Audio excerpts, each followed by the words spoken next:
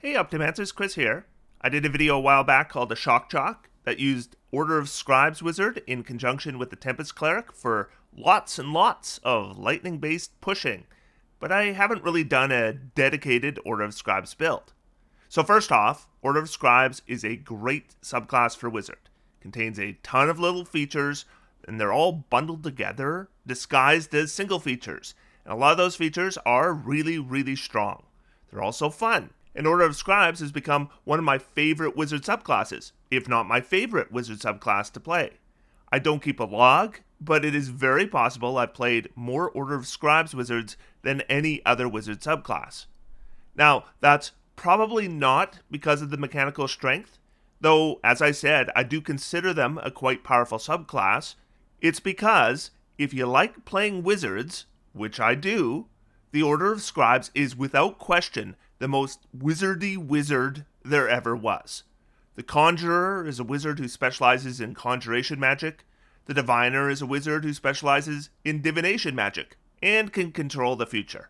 The Graviturgist pushes everyone around. The Blade Singer is a wizard who also stabs stuff. And the Chronergist, well, they have familiars who concentrate on spells for them and can force enemies to fail their saving throws automatically. And yeah, not sure what happened there.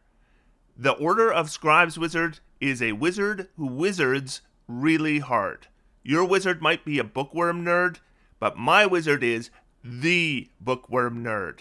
I have a bachelor's in bookworm nerding, and a master's degree in bookworm nerding, and a friggin' PhD in bookworm nerding. At level 2, when you take this subclass, you get 2 features just like any wizard does.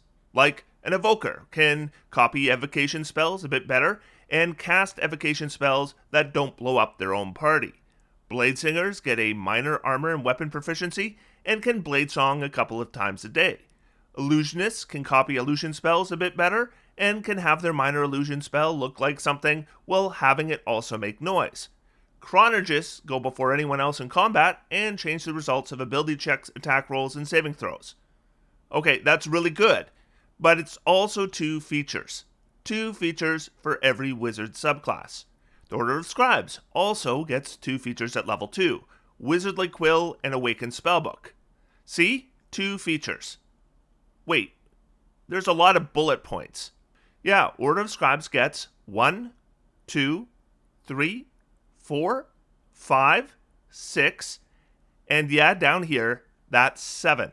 7 features at level 2. They're not all powerful features. In fact, some are really not powerful at all. But everyone talks about this one. That's number 5. And I'm no hero. I'm talking about that one too. But I am going to go over the other 6. That's going to be a whole video. And in my next video, I'm going to talk about just this one. That's one whole video for one feature on its own. Let's start at the top. At second level, we get the Wizardly Quill. So as a bonus action, we can create a tiny quill in our free hand. The quill disappears if we create another one, or if we die. That escalated quickly. Okay, so we have 3 mini features here. Feature 1, the quill doesn't require ink.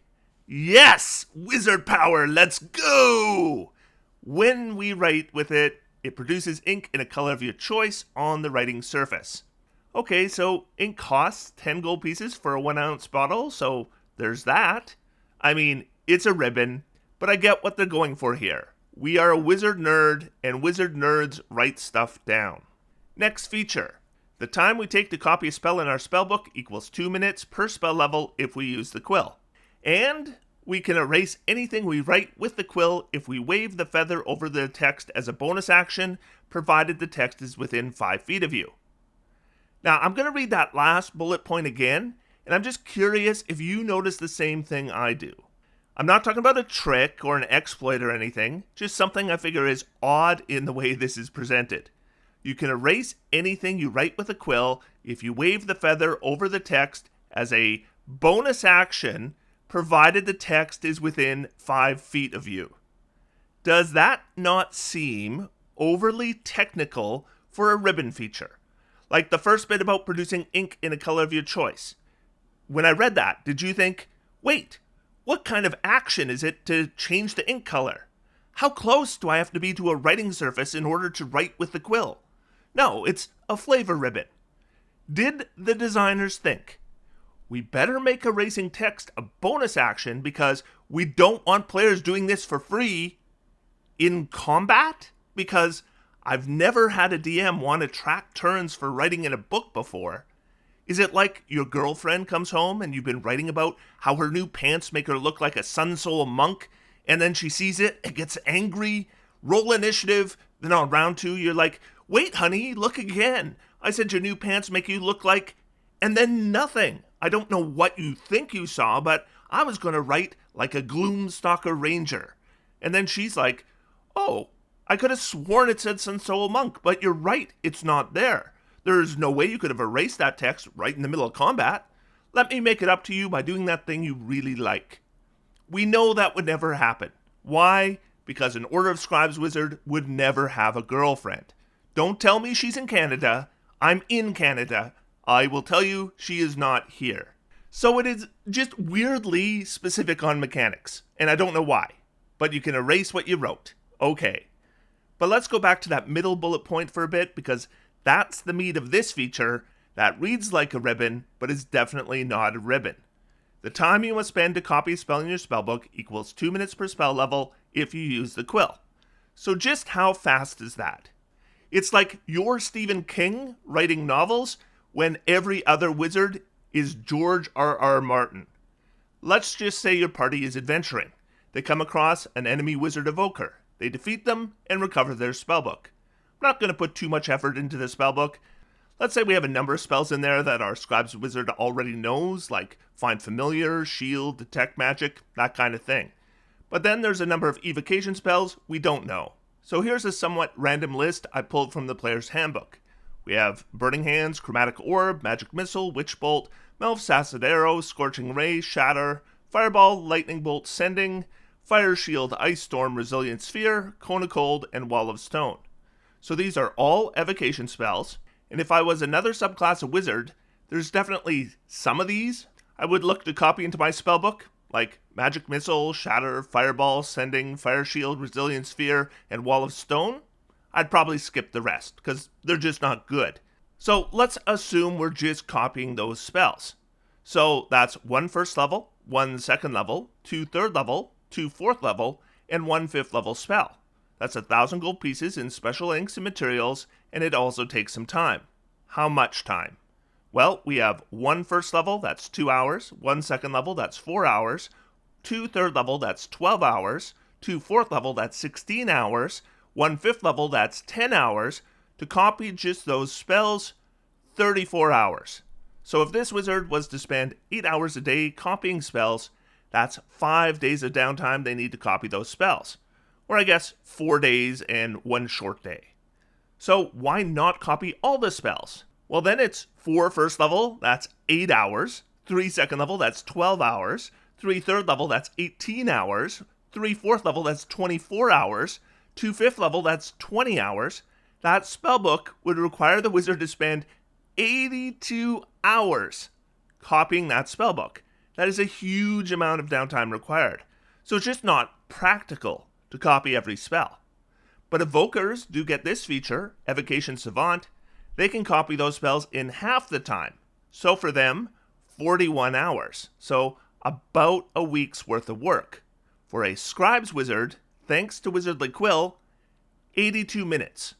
Not only is it more than reasonable to assume you're going to get 82 minutes of downtime at some point, it's not even unreasonable to assume you could get that right smack dab in the middle of an adventure.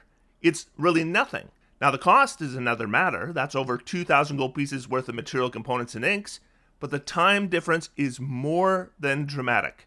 A couple weeks of work compressed into an hour and a half. I gotta tell you, I want a Wizardly Quill for scripting videos. 8 hours of scripting down to 8 minutes. Yes, please. Now there is nothing in this feature that says it impacts the cost of copying spells, but you can certainly check with your DM.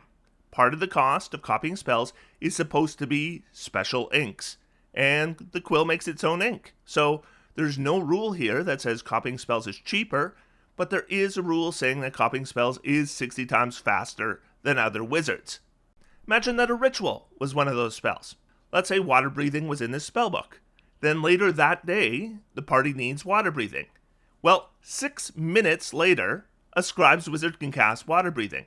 It's going to take them longer to cast this spell ritually than to copy it. So a Scribes Wizard tends to be money grubbing, constantly feeding that gold into their compulsion to copying spells in their spellbook. Moving on. Also, at second level, the Scribes Wizard gets Awakened Spellbook. So let's go through these one at a time. First, we can use our spellbook as an arcane focus. Well, good thing, because we have to hold the spellbook, meaning we have given up our free hand that could access a component pouch or an arcane focus. So let's go over the rules for spellcasting focuses quickly. This is found in Chapter 10 of your player's handbook. Material components. Casting some spells requires particular objects specified in parentheses of the component entry. A character can use a component pouch or a spellcasting focus in place of the components specified by the spell. Now, further down. A spellcaster must have a free hand to access the spell's material components, or to hold a spellcasting focus, but it can be the same hand they use to perform somatic components. So I normally take the component pouch over an arcane focus because the component pouch merely needs a free hand in order to access the spell's material components. But here we have to actually be holding the spellbook. The reason I bring this up is if we want to play by the rules as written, we actually may not want a shield on this wizard. That means we may not even want to multiclass our Scribes Wizard or to deck them all out in full armor, but instead wear wizardly robes and cast mage armor.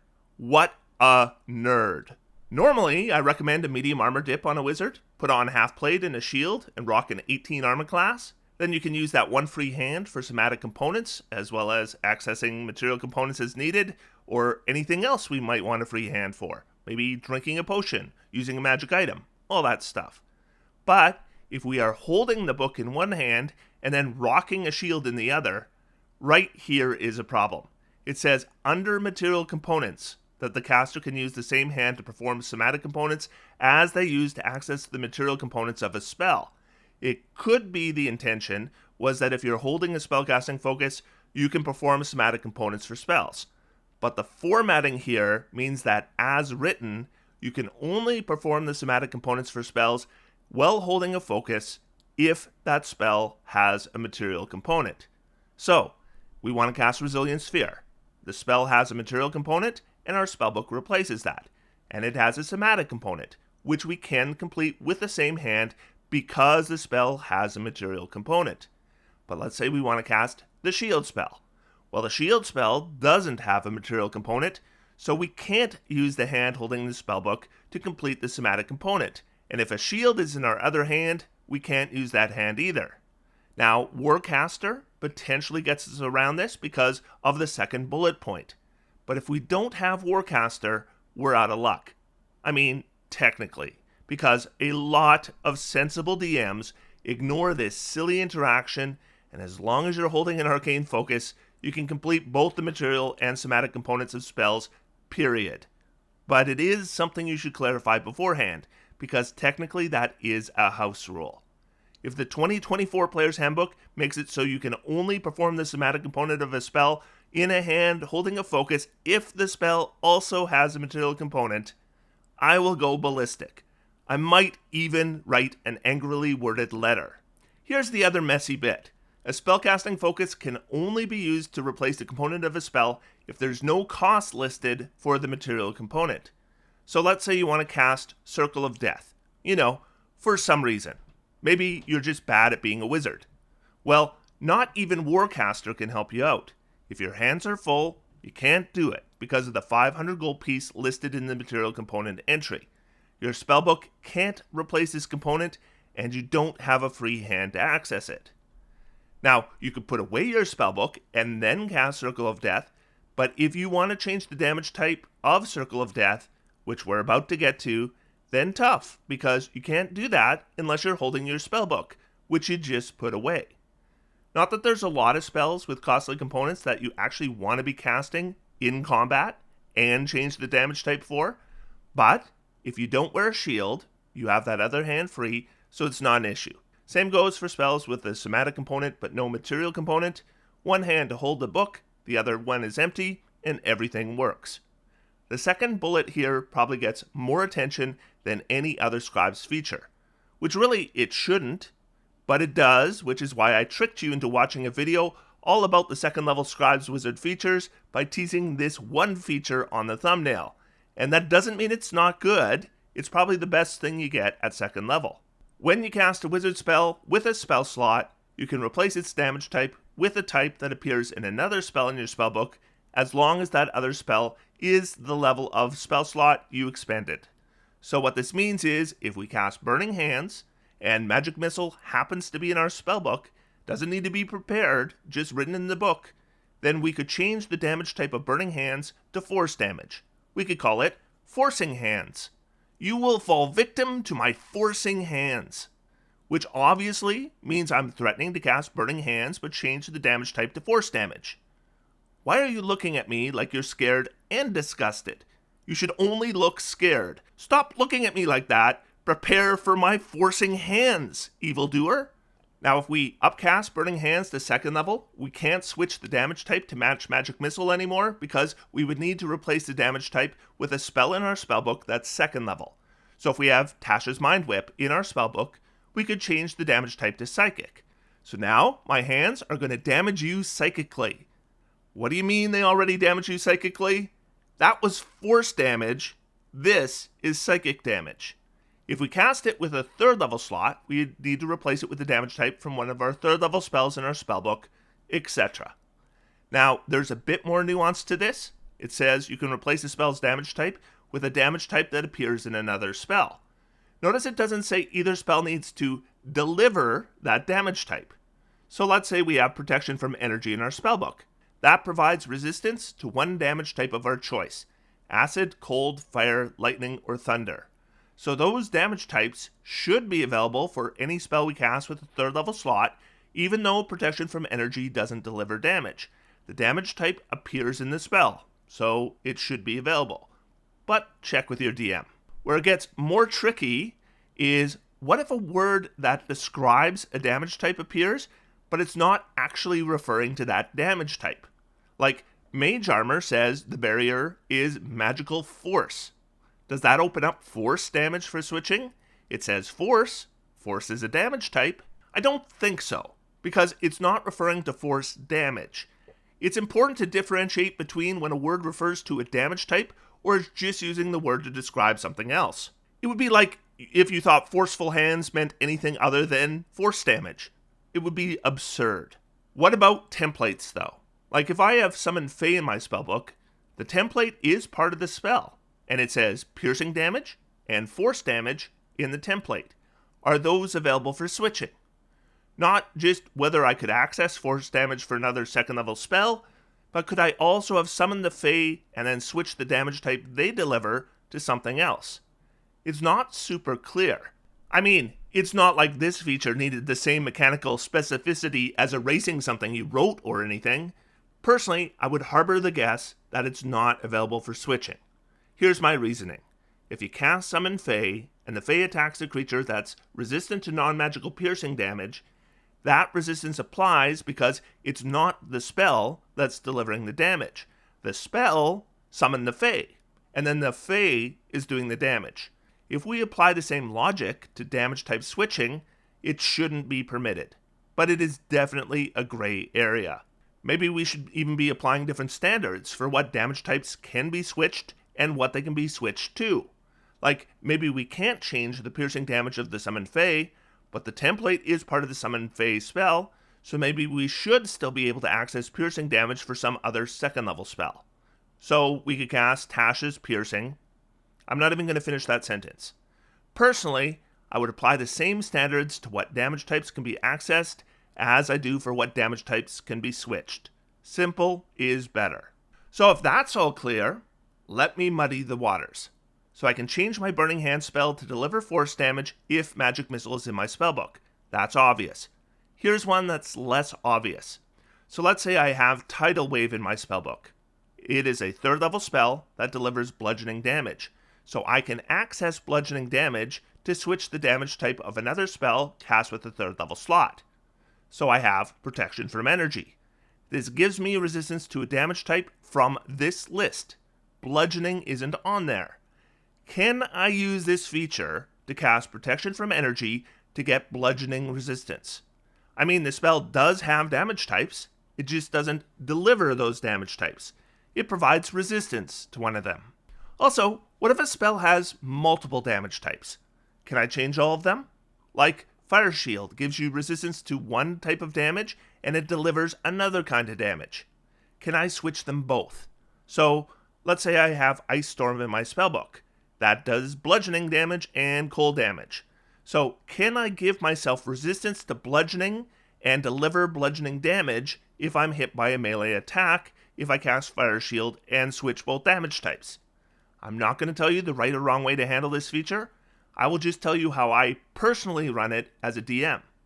First, whether you are determining which damage type can be switched or which damage type can be accessed to switch another spell to, I have the same criteria.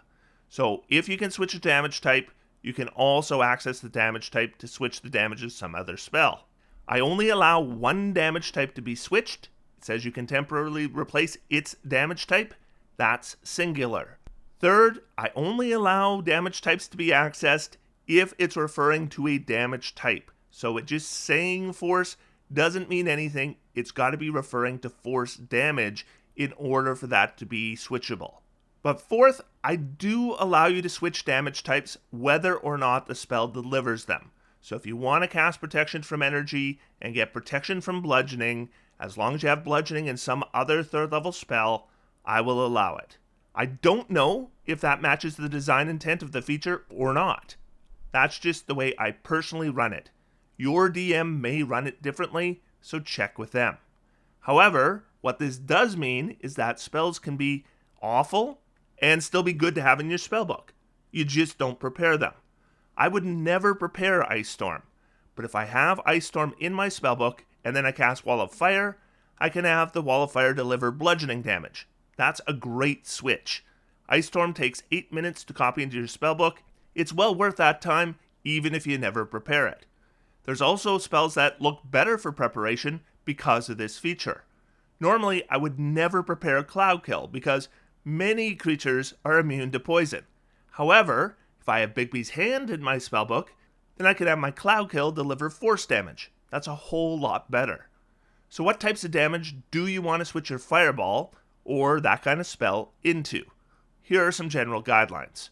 Bludgeoning, piercing, and slashing are all great. Almost no creatures are resistant or immune to these damage types if they aren't delivered by a non-magical weapon. Force, super reliable. Radiant is also super reliable, and a few creatures are even vulnerable to it. Necrotic, Psychic, and Thunder are all moderately reliable. Then there's Acid, Cold, Fire, and Lightning, and they're all somewhat unreliable. Fire is the least reliable of the four, but it is also the most likely to have a creature vulnerable to the damage type. And then Poison is a dumpster fire. Always switch poison damage if you can. Then we get to the final bullet. When you cast a wizard spell as a ritual, you can use the spell's normal casting time rather than adding 10 minutes to it. Once you use this benefit, you can't do so again until you finish a long rest. So, off we go to the rules for ritual casting. Certain spells have a special tag, Ritual. Such a spell can be cast following the normal rules for spellcasting, or the spell can be cast as a ritual. The ritual version of the spell takes 10 minutes longer to cast than normal. It also doesn't expand a spell slot, which means the ritual version of a spell can't be cast at a higher level. So if I cast Find Familiar using a spell slot, it takes an hour to cast, and if I cast it as a ritual, it takes 1 hour and 10 minutes to cast, which is not a big deal. However, Find Familiar is the exception for casting time as far as wizard rituals go. All other wizard rituals take either 1 action or 1 minute to cast, plus the 10 minutes if they're cast ritually. Now, whether a spell takes 1 minute to cast or 1 hour to cast, it's not something you're going to be casting in combat, so that's when duration matters less. Often if you have a minute to cast, you'll have 11 minutes to cast, at least in theory. Because that cleric concentrating on Spirit Guardians does care if your spell can be cast in 1 minute or 11 minutes. So casting that Phantom Steed ritual in a minute instead of 11 minutes could in some cases be of significant benefit. One action spells, though, might even be spells we would want to cast in combat. Detect Magic, Unseen Servant, Water Breathing, they all might have some combat use depending on your situation.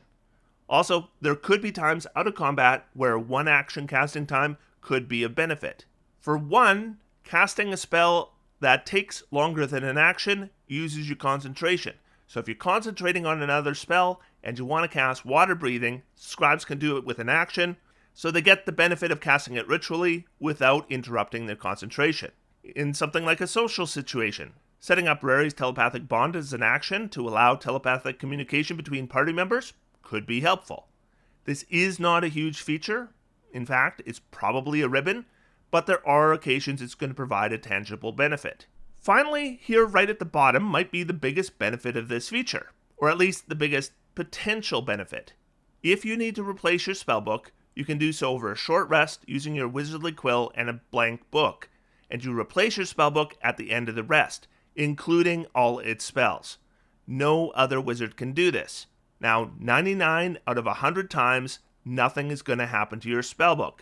DMs generally will avoid screwing over a player character, and a wizard whose spellbook is lost or destroyed is royally screwed. If you are a DM who has done this to a player, you are a bad person. A bad, bad person.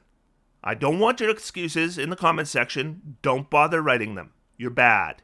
But if it does happen to your wizard, here's how it works. Replacing your book. You can copy a spell from your own spellbook into another book. For example, if you want to make a backup copy of your spellbook, this is just like copying a new spell into your spellbook, but faster and easier, since you understand your own notation and already know how to cast a spell. You need to spend only 1 hour and 10 gold pieces for each level of the copied spell. If you lose your spellbook, you can use the same procedure to transcribe the spells you've prepared into a new spellbook. Filling out the remainder of your spellbook requires you find new spells to do so, as normal. For this reason, many wizards keep backup spellbooks in a safe place. In other words, let's say you have a 10th level wizard that isn't Order of Scribes, and the unthinkable happens and you lose your spellbook. Here's what you need to do. You buy a blank spellbook, that's no problem, and then you look at the spells you prepared. So 10th level wizard probably has about 14 spells prepared. Let's say 4 first level spells, 3 second level spells, 3 third level spells, 2 fourth level spells, and 2 fifth level spells. That seems like a reasonable spread. So you can copy those spells into a new spellbook. It'll take you 37 hours and 370 gold pieces. So you better hope you get a week of downtime. Then, every spell that was in your old spellbook that wasn't prepared is gone. If you never added a single spell to your spellbook other than what was granted by the class and level ups, you'll lose around 30% of your spells. And if you did add more spells, that percentage will be higher.